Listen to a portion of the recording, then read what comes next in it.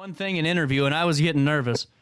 You got it. Well, the other day, James and I were talking about this really great opportunity coming down the pipeline, starting on September the 25th. Ghost Army, the combat con artist of World War II. And Mark, right off the bat, could you take me through an overview of what this is all about? Sure. Yeah. This exhibit is coming to Soldiers Memorial from the National World War II Museum, a very well-renowned museum down in New Orleans. So it's a traveling exhibit coming to us. We're really proud to have it on exhibit. Like you said, it opens September 25th.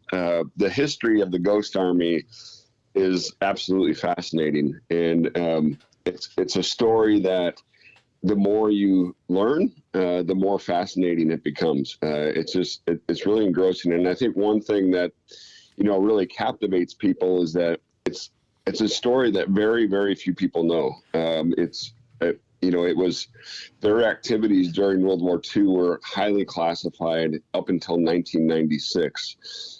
So anybody who's a little bit older did not get this in school, and never heard of this. Didn't learn about their important role in the D-Day invasion and the weeks and months immediately following the invasion. What they were doing there in Europe.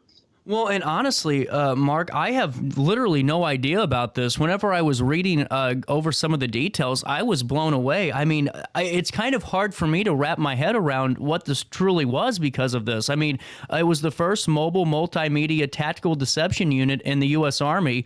And so what did their task look like?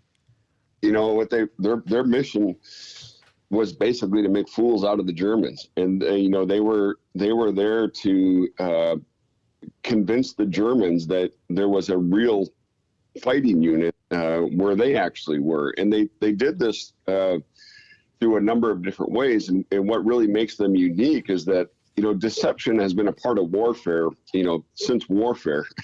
But they were, the first time that there was really a unit that was their sole and only job was to, like you said, to create this mobile multimedia tactical deception. It was basically a traveling roadshow, and they approached deception. There was about 1,000 men in this unit. They had the ability to simulate 2 full divisions, so about 30,000 troops. So a 1,000, strong force able to simulate a 30,000 strong force. It's quite remarkable. Wow. Well, and honestly, I mean, Mark, just for me, I mean, to this, and like you said, you hit it right on the head with deception always being there. But, for this being in such a larger scale during, World War II, was it just one of those things where it was so, kind of out there that no one really picked up on it? Or were there ideas and were there tactics ever really, kind of identified from the forces of Germany and all of our other enemies during that time period? We don't think so. We don't think that the Germans ever really figured this out, that, what they were dealing with was this ghost army. It was so tight-lipped. There's a great story, a guy named George Reeb, and this story is told in the exhibit.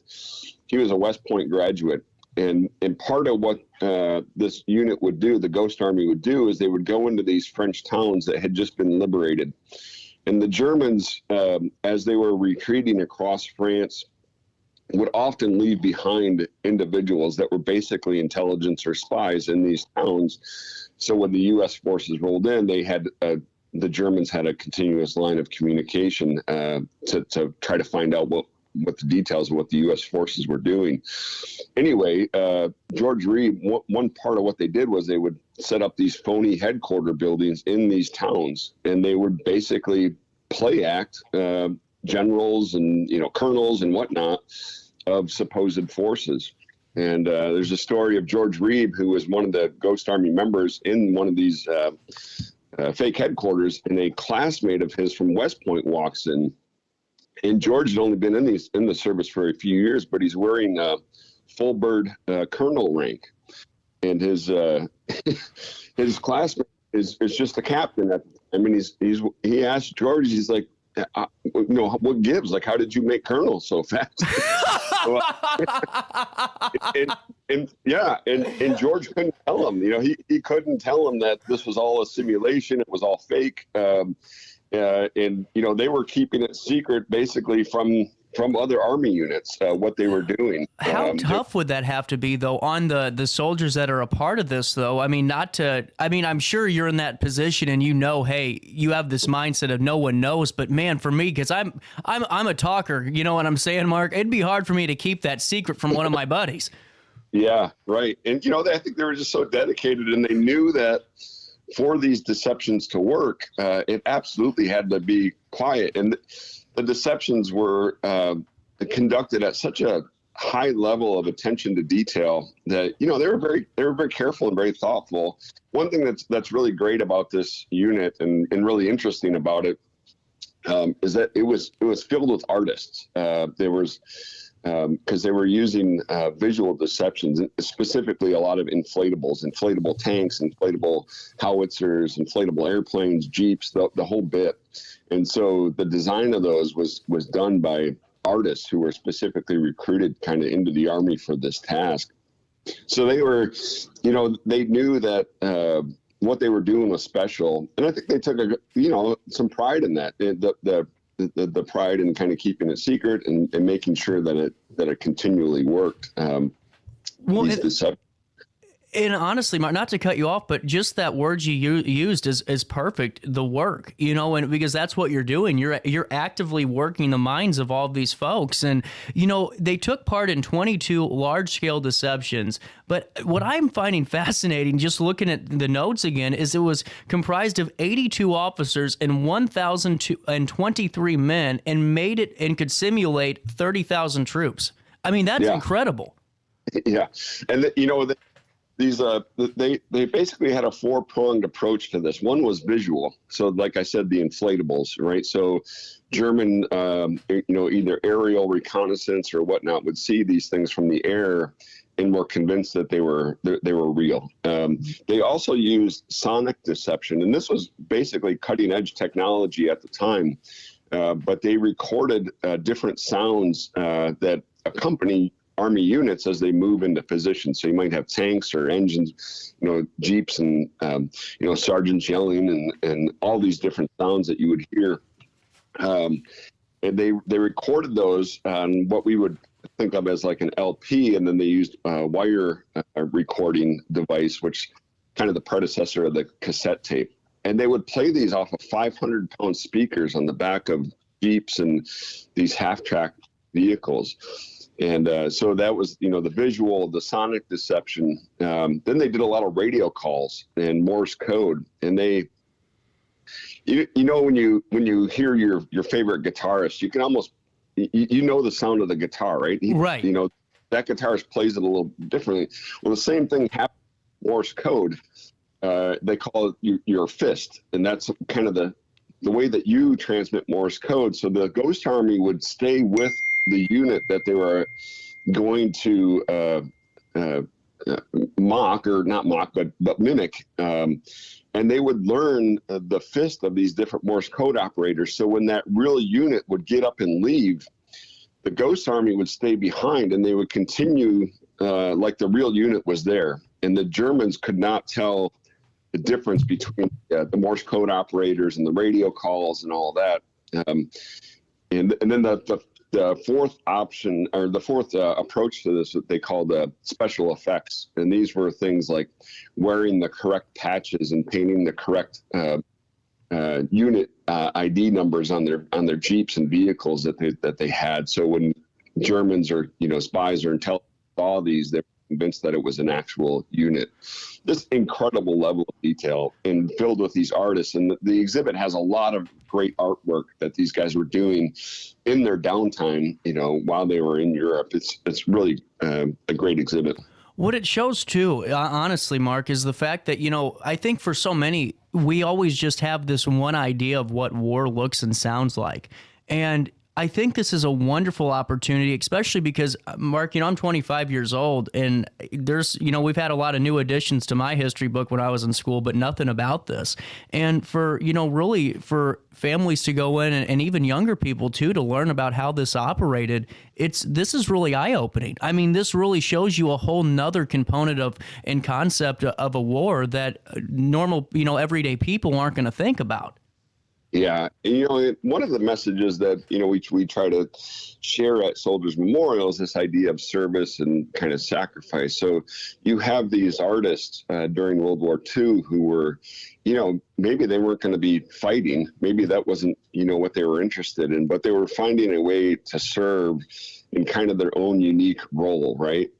So they're using their skills to serve their country and really in saving lives, right? And that's the effect that the Ghost Army ultimately has, is they estimate that they saved 15 to 30,000 lives of forces that, because the Germans basically didn't know where the actual forces were, and therefore wow. Those guys were able to operate with more freedom and less attention from the Germans. So, well, I'm sure it's.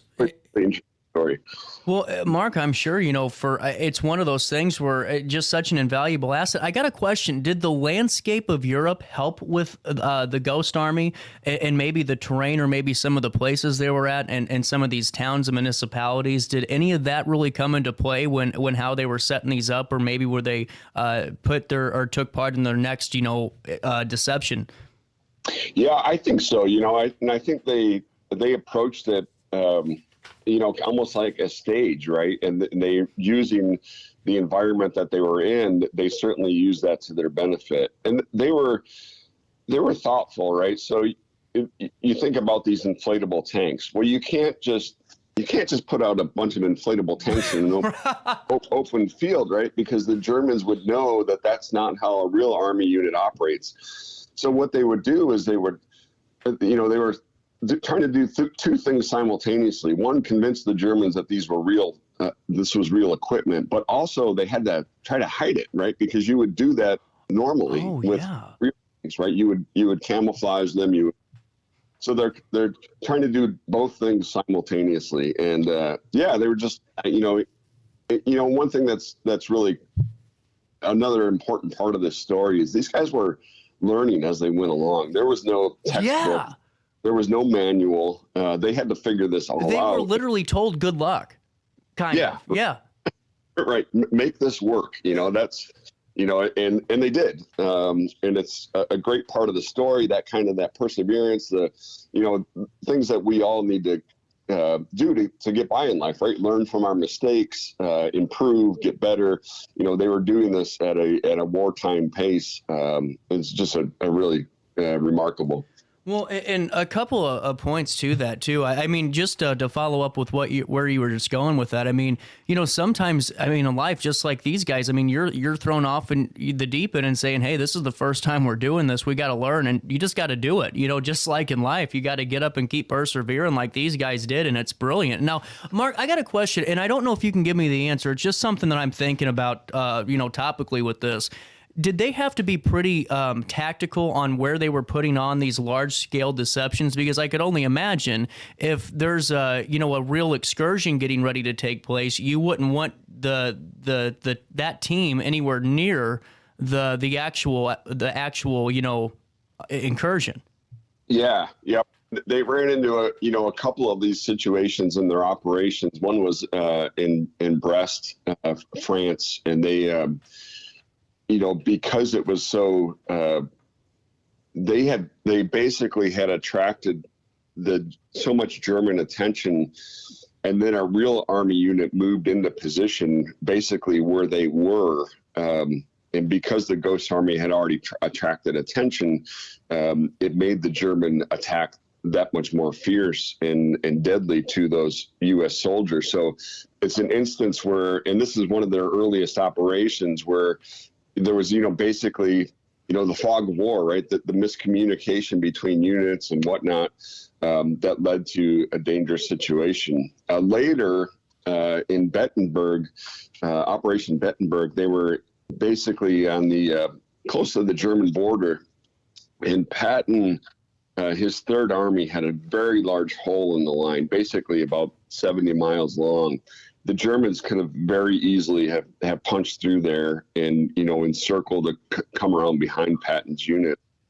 But the Army put the Ghost Army in that position and convinced the Germans that the 6th Armored Division was there. And so they never attacked. And, that's an instance where, the Army's using them tactically to make sure that, the rest of the operation is going as well as possible.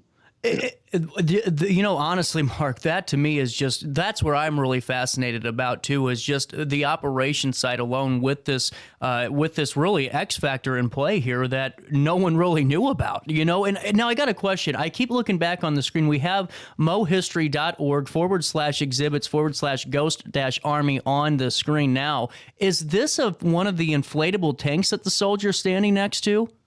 Yes. Yep. So you can see the inflatable tank there. And, unfortunately, none of those original inflatables exist. So the inflatables that are in the exhibit are reproductions, but they give you a very good idea of how they worked and operated. Yeah. Mark, honestly, I'm not even being funny to you just because you're on the line. I did not realize that was an inflatable tank until I started putting 2 and 2 together. And I had you on knowing what we were talking about today.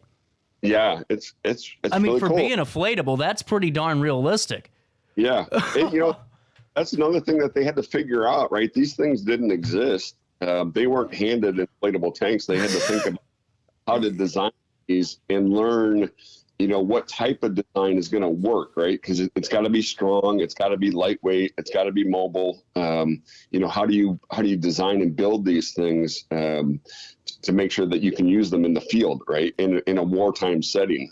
So that's another thing that they had to figure out, and they did. It's just a fascinating story. Well, and honestly, it's one of those too where it just shows you how all of those skills of artists and how important that is, because you're right, you couldn't just have this bright green inflatable truck out there. It's got to look the part too. And that's right. Really fascinating. And, wanted to talk about, as we keep this conversation rolling here, Mark, the exhibit opens September the 21st. It runs through January the 12th. But take me through some of the highlights that we can experience, as a family or just by ourselves. I think for the family perspective, certainly the inflatables. I think both the adults and the kids are going to, just love seeing those. I think what's very different about this exhibit than a lot of stuff that we typically do at Soldiers Memorials, there's a lot of artwork in the exhibit. And I think it's very revealing as to what these guys were experiencing, right? Soldiers in wartime, there's always downtime, right? No matter what's going on, there's always time in camp. And, a lot of guys will play cards or, just chat or whatever. But these guys were artists, so they were sketching. They were sketching what they saw. They were sketching themselves. They were sketching each other. And a lot of that stuff is in the exhibit, and it's very fascinating. Yeah, there's a great interactive with oral histories that were recorded with individuals of the Ghost Army.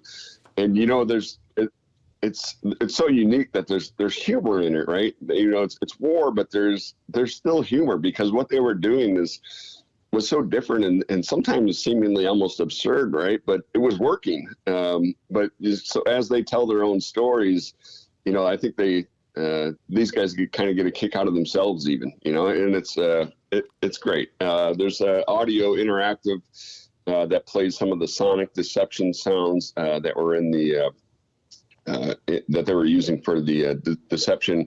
Also a Morse code interactive, so the kids can learn how to do a little Morse code and pound out some messages.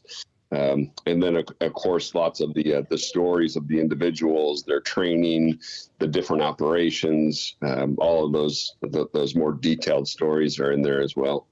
Well, and I wanted to highlight this, a really special presentation by author, filmmaker Rick Beyer on November the 24th at 2 p.m. What will this be about?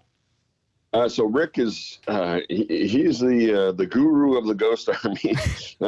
Rick has written the book on the Ghost Army. He has produced and directed the PBS documentary on the Ghost Army, which is fantastic. Wow. And then so he's coming to give a presentation, sign books, and kind of walk us through. And this has been 20 years of Rick's life. Learning this story, sharing it with others. So it'll be an excellent presentation. That's incredible. And is what's the cost to get in? Cost is free. Soldiers Memorial is always free. This Ghost Army exhibit's free. Plus, there's also our more of our permanent gallery, which looks at the history of the St. Louis region in conflicts, everything from the Revolutionary War up through today. And of course, then there's the outdoor memorial aspects as well. So it's a really special place in downtown St. Louis. Certainly, I love to get up to Alton and over to Illinois and visit there and all the wonderful things there. And I hope that folks can come over to the other side of the river. It's not a wall, remember, it's just a river. So come on over. visit. I'm only laughing, Mark, because I did a show with Ray Hartman in St. Louis for a few years, and he always would tell my first kind of tiff. He goes, when you go out of town, where do you tell people you're from? Okay, yeah, you're right, St. Louis, we're just like 10 minutes away, and guys, get out here. I know that you're going to want to stop by. The physical address is 1315 Chestnut Street in St. Louis. For more information on the exhibit and hours and more, mohistory.org/Ghost Army. Mark Sundlov, the director of Soldiers Memorial. Man, thank you so much for this time. I know I told you 10 minutes. I took you 23, I think, but man, just really cool to get this information out. And what a great exhibit. Yeah, thanks so much, CJ. I appreciate the time and opportunity to share some of the story of the Ghost Army, and hope to see lots of folks out at the exhibit. I'm going to stop by for sure, Mark. It was my pleasure, and you're welcome back on the program anytime. Hey, thanks, CJ. You take care. Not a problem. At 10:55, a little bit of change. We'll take a quick break. More of our daily show rolls around the corner as we wrap up the Tuesday that was.